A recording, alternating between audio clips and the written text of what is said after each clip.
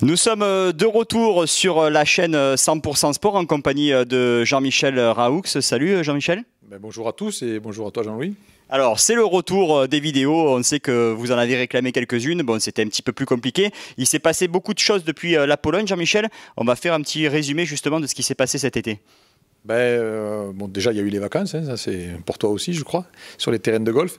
Donc oui, la Pologne qui s'est terminée un peu tristement, puisqu'on a eu un accident sur la dernière demi-journée qui m'a valu quelques complications médicales, pas très graves, mais qui m'ont immobilisé et qui n'ont pas permis de participer à la Finlande. Donc effectivement, on était très inquiets pour l'objectif que l'on avait, c'était de se bagarrer un peu dans ce championnat sans non plus de grandes ambitions, mais en tous les cas d'essayer de figurer, donc c'était un peu compliqué.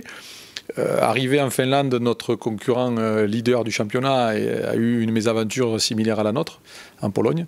Et effectivement, les choses se sont un peu redessinées. De là, malgré la convalescence pas forcément terminée, on a décidé d'aller en Allemagne.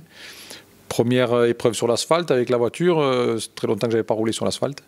Puis au final, ça s'est plutôt bien passé puisqu'on gagne la manche avec des jolis chronos, des conditions pas faciles, changeantes, la pluie, le soleil, beaucoup de choses, des routes très particulières, mais une super ambiance et puis une victoire au bout qui nous relance au championnat aujourd'hui, donc tout le monde a le sourire. Parce que c'est vrai qu'avec le forfait un peu surprise de Gorban donc, en Finlande, là ça relance complètement ce championnat du monde WRC Trophy. On rappelle que c'est la première édition parce qu'il reste donc 3 manches et c'est vrai que tout le monde se tient un peu dans un mouchoir de poche. Oui, le concept du championnat avec ces 7 manches dont 6 résultats retenus donne un petit peu d'incertitude dans le début d'année. Effectivement, Valeri Gorban fait une faute en Finlande, il était tout seul, donc suite à notre forfait, et pouvait marquer le maximum de points. Effectivement, il fait une erreur le dernier jour, c'est vraiment la demi-journée où il ne faut pas la faire, c'est l'erreur qu'on a faite en Pologne. Donc effectivement, il revient avec un résultat blanc.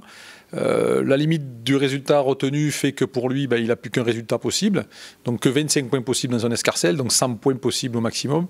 Et nous, avec cette victoire en Allemagne et quand même nos 2 deuxièmes places en Portugal et Sardaigne, fait que nous sommes deuxième ex-aequo avec 61 points. Oui, alors avec justement ces 3 manches qui restent dans ce championnat, quelle va être un peu la tactique? Comment ça va se positionner? Bon, on sait que là, au mois de septembre, il n'y a rien. Ensuite, il y a 2 manches donc, en Catalogne et après la Grande-Bretagne.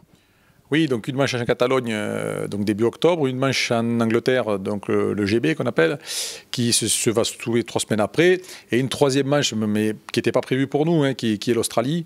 Le déplacement est loin, les coûts sont quand même beaucoup plus importants. Donc aujourd'hui, effectivement, on essaie de trouver avec PH Sport une solution. On a sollicité nos partenaires à savoir s'ils acceptaient d'abonder pour qu'on puisse aller en Australie, puisque 3 résultats pour nous à marquer, on pourrait faire le plein de points et effectivement remporter ce championnat. Maintenant, il ne faut pas oublier que Jordan Serderedis, qui est ex-aequo avec nous, est un pilote sûr. On a vu que sur l'asphalte, le premier jour, c'était serré. On a pu faire la différence le lendemain. Mais bon, ça reste un candidat sérieux, qu'il y a encore Martin Prokop qui peut faire des apparitions et qui peut venir prendre des gros points. Ensuite, il y a aussi Yazid, qui lui aussi peut faire des apparitions et marquer des gros points. Effectivement, même s'ils sont un peu en recul par rapport à nous, tout est encore jouable. Alors voilà, on n'est pas favori.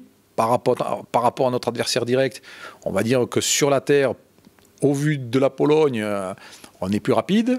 Sur l'asphalte, c'est un peu plus tendu. Donc pour ce qui est de l'Espagne, je pense que Jordan va être un candidat sérieux. Je ne sais pas si Valeri Gorban sera là.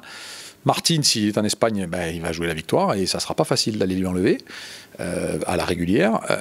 Donc oui, ça va batailler. En tous les cas, on ne pensait pas être dans l'histoire. Et comme je disais tout à l'heure, il y a une histoire qui se dessine. Et pourquoi pas aller au bout de cette aventure?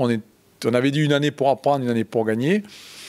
Écoutez, si on peut faire l'année, les 2 dans la même année, on va pas s'en plaindre. Et puis franchement, l'équipe, elle est surmotivée. La victoire en Allemagne a surmotivé tout le monde. Et puis surtout, les chronos et la progression qu'on a pu faire avec l'auto, de plus en plus de dialogue avec les ingénieurs, avec le mécanicien, où on arrive à avoir un équilibre de la voiture qui me convient de mieux en mieux.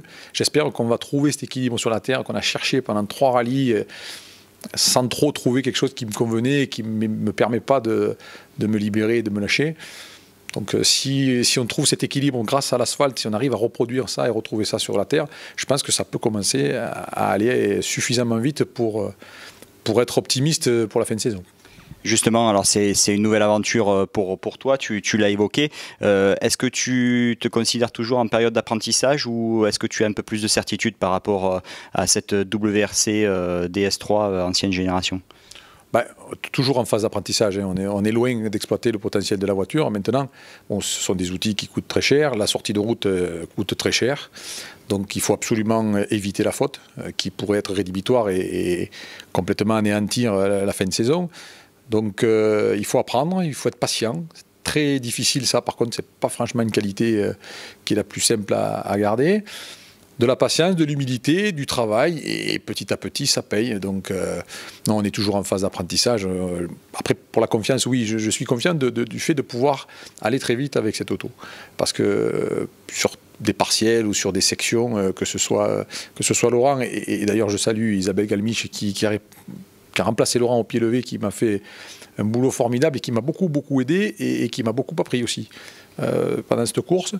Et voilà, donc chacun reconnaît qu'on arrive à avoir une pointe de vitesse. Alors, bien évidemment, on ne se compare pas au ténor de la catégorie, c'est pas le but.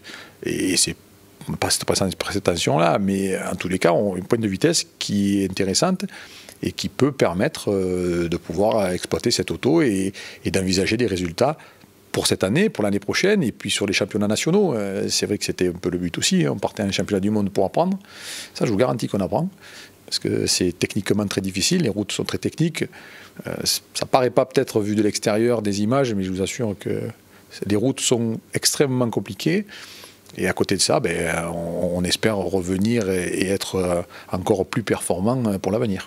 Bon ben voilà, donc on a fait un petit débrief de cet été et ces 3 manches là qui se sont écoulées.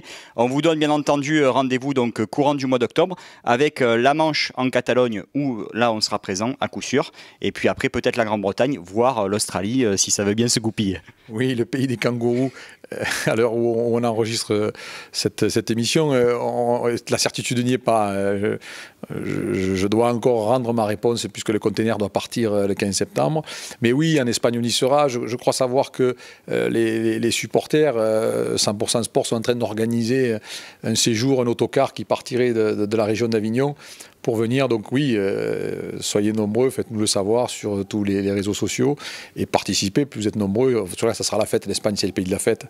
Et on va vraiment se régaler. L'endroit s'y prête.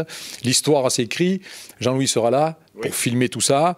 Et puis, franchement, on va se régaler. Allez, super. Donc, prochain rendez-vous début octobre. Nous serons en Catalogne pour ce rallye WRC Trophy et puis le rallye WRC, bien entendu. Merci beaucoup, Jean-Michel. Bonne chance pour la suite. Bonsoir à tous et à bientôt, Jean-Louis. Allez, salut.